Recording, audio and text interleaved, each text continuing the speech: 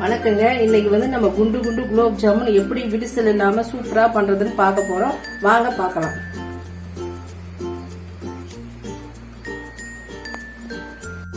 இது வந்து கடையில வாங்கின குலோப் ஜாமுன் மாவு தாங்க. இது வந்து ஒரு 175 கிராம் இருக்குங்க. அது வரைக்கும் தான் நம்ம வந்து மாவு வந்து பிசைஞ்சிக்க போறோம். வாங்க பிசைக்கலாம். இப்போ வந்து இந்த மாவு நம்மளே ரெடி பண்ணணும்னா வந்து இதுல வந்து மைதா மாவும் கோவம் நம்ம போட்டு ரெடி பண்ணோம்னாக்கா இதே மாதிரி குலோப் ஜாமுன் மாவு கிடைக்குங்க. இப்போ நம்ம இதை பிசைஞ்சிக்கலாம். நான் வந்து இதுக்கு பால் தாங்க ஊத்தி பிசைய போறேன். இது வந்து நல்லா காசின பாலுங்க. காசி ஆற வச்சிருக்கிறேன். நான் அந்த பால் தான் ஊத்தி பிசைய போறேன். ஏன்னா வந்து பால் ஊத்தி பிசைஞ்சா நல்லா இருக்குங்க. சாப்பிடறதுக்கு டேஸ்டா இருக்கும். நல்லா வந்து அந்த குலோப் ஜாமுன் வந்து நல்லா ரேரா இருக்குங்க. நல்லா இருக்கும் உங்களுக்கு. அதனால பால் ஊத்தி பிசைஞ்சிக்கலாம்.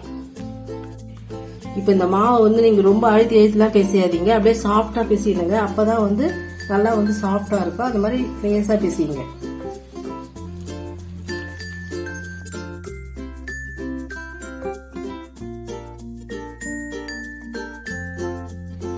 மாவு நான் வந்து பிசைஞ்சிட்டு பாருங்க. இந்த மாதிரி பதத்துக்கு நீங்க பிசைனீங்கன்னா கரெக்டா இருக்குங்க. அது பாருங்க இப்படி அழுத்துறா அது பாருங்க எப்படி உள்ள போகுது. இந்த மாதிரி அளவு பிசைனீங்கன்னா கரெக்டா வருங்க உருண்டுறதுக்கு. இது கூட வந்து ஒரு அரை ஸ்பூன் நெய் விட்டுருங்க. ஒரு 5 நிமிஷம் ஊற வச்சீங்கன்னா நல்லா பாருங்க. இப்படி மேல தடவி ஊற வச்சீங்கன்னா நல்லா மாவு வந்து எப்பவுமே அந்த வறட்சி இல்லாம இருக்கும். நல்லா ஒட்டாமல் இருக்குங்க. ஒரு 5 நிமிஷம் ஊற வச்சா போதுங்க. நம்ம உருண்டிடலாம். இப்ப பாருங்க 5 நிமிஷம் ஆயிடுச்சு. மாவு நல்லா பாருங்க ஊறிடுச்சு. இப்ப நம்ம உருண்ட ஆரம்பிச்சிடலாங்க. இப்ப வந்து இதை நம்ம நல்லா வந்து கொஞ்சம் சாஃப்டா நல்லா விரிசல் இல்லாம உருட்டலாங்க. இந்த பாருங்க இந்த மாதிரி கொஞ்சம் நல்லா மழை ஆகிற மாதிரி விட்டிங்கே வாங்க. அப்பதான் வந்து நம்ம எண்ணெயில போடும்போது அப்படியே வந்து உருண்டை வெடிக்காம அப்படியே முழுசா இருக்கும். இல்லைன்னா அப்படியே பொழந்துக்குங்க. அதனால கொஞ்சம் நல்லா உருட்டிங்க.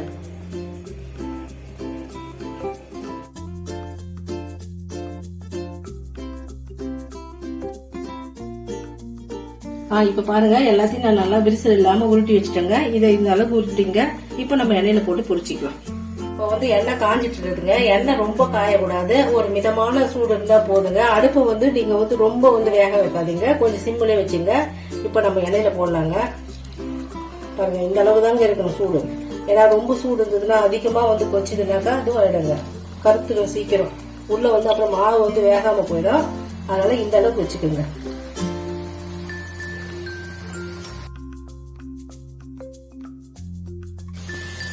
இது பாருங்க இதெல்லாம் பாருங்க எந்த விரிசலுமே வரல பாருங்க. சூப்பரா வெந்துட்டு இருக்குது பாருங்க. இதே மாதிரி நீங்க போட்டீங்கன்னா சிம்ல வச்சீங்கன்னா உள்ள மாவே இருக்காதுங்க. நல்லா வெந்துடும். இப்ப பாருங்க எல்லா குலோப் ஜாமுனுமே வெந்துருச்சுங்க. இந்த கலர் வந்தா ஓகேங்க. நம்ம எடுத்துடலாம். இப்ப நம்ம இதை எடுத்து நம்ம பாகுல போட்டா கலர் இன்னும் நல்லா டார்க் ஆயிடுங்க. இந்த மாதிரி ப்ரௌன் கலர் வந்தா எடுத்துடுங்க.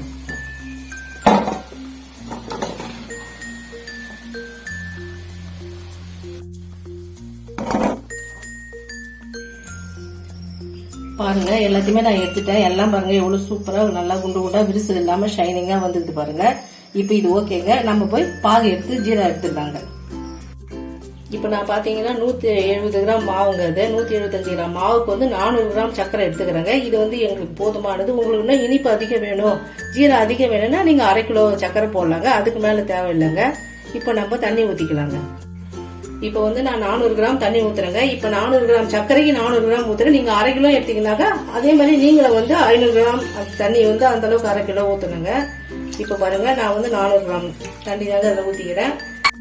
இப்ப இது வந்து இந்த சர்க்கரைக்கு இந்த தண்ணிக்கும் கரெக்டா வருங்க. இதுதான் அளவுங்க.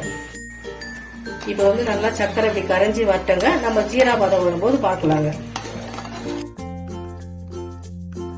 இப்ப பாருங்க ஜீரா வந்து பதம் வந்துருச்சுங்க. இப்ப இது வந்து நம்ம கம்பி பதம்லாம் தேவையில்லைங்க. இப்ப வந்து நம்ம கையில அப்படி தொட்டோன்னு வச்சுங்க.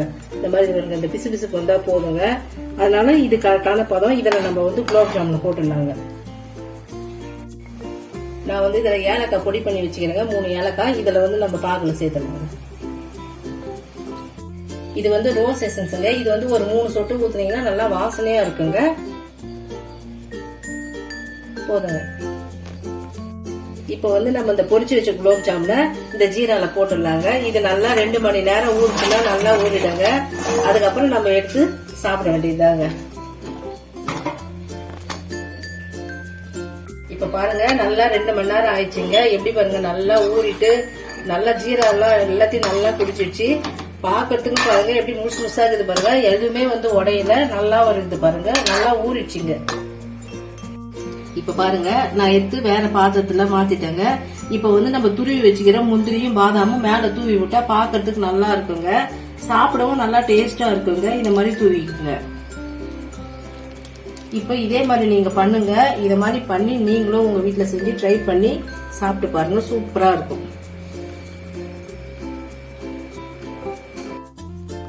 இந்த வீடியோ உங்களுக்கு பிடிச்சிருந்ததுன்னா ஷேர் பண்ணுங்க, லைக் பண்ணுங்க, சப்ஸ்கிரைப் பண்ணுங்க.